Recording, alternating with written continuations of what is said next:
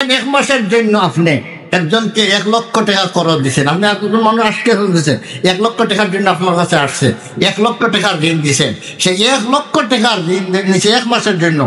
1 মাস হইল 30 দিনে, সেই 30 দিন আপনি প্রতিদিন 1,00,000 টাকা সৎকা খরচ করবেন। হইলে আপনি 1,00,000 টাকা দিয়া 30 লক্ষ টাকা সৎকা করা সব পাইলেন।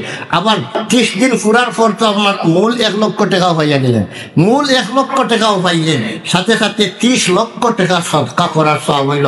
লাভ হইল না ক্ষতি হইল? এটা তো আসলে মুসলমানদের তো আসল লাভ তো এটাই যে আমার আখিরাতের পুঁজি উদ্ধার করা।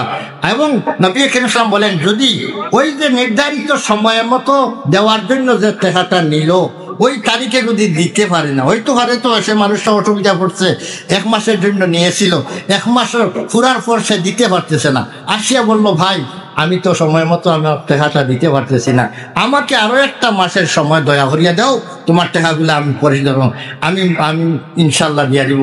এই যে মানুষটাকে আরো 1 মাসের দয়া করিয়া আপনি আরো 1 মাসের সময় দিলেন, নবী করিম সাল্লাল্লাহু আলাইহি ওয়াসাল্লাম বলেন, ওই যে পরের মাস, এই পরের মাসের মধ্যে প্রতিদিন আপনাকে যত টাকার ঋণ দিচ্ছেন এর ডাবল সব দেওয়া হবে।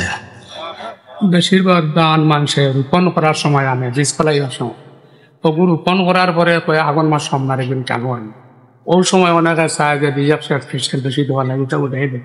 বেশিরভাগ ধান আনে বেশির সময় মানুষ। এখন যে 2 মাসের পরে দিবে, 2 মাসের পরে দিবে, এগুলা কত পাইবে? কত পাইল?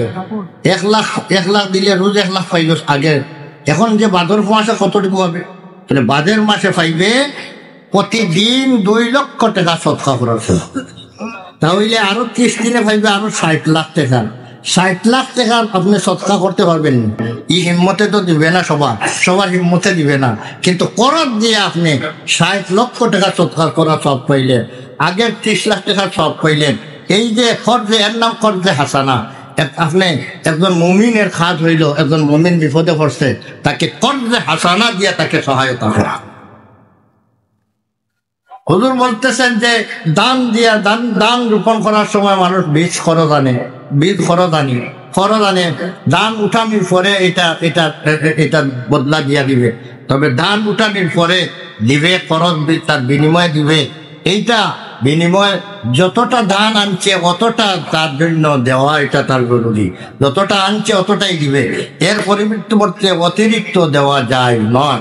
হ্যাঁ, যদি কোনো ব্যক্তি কোনো শর্ত নাই, অতিরিক্ত দেওয়ার কোনো শর্ত নাই, যতটা আনছি অতটাই দেওয়ার শর্ত, এটা যদি হইয়া থাকে, আর দেওয়ার সময় ওনার মনের মধ্যে একটা জিনিস আসলো যে তার দান আনিয়া আমি শেষ করিয়া আমি তো অনেক দান উপকৃত হয়েছি, অনেক ধান পাইছি, তাহলে এই মানুষটারে আমি আরো 2 সাইসের দান আমি আমার পক্ষ থেকে হাদিয়া হিসাবে দেই।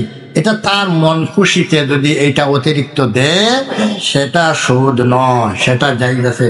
কিন্তু শর্ট যদি হয়, দেওয়ার সময় তুমি 1 মণ নিতেছো, দেওয়ার সময় 2 মণ দিবা, তাহলে এটার নাম সুদ, এটা হারাম।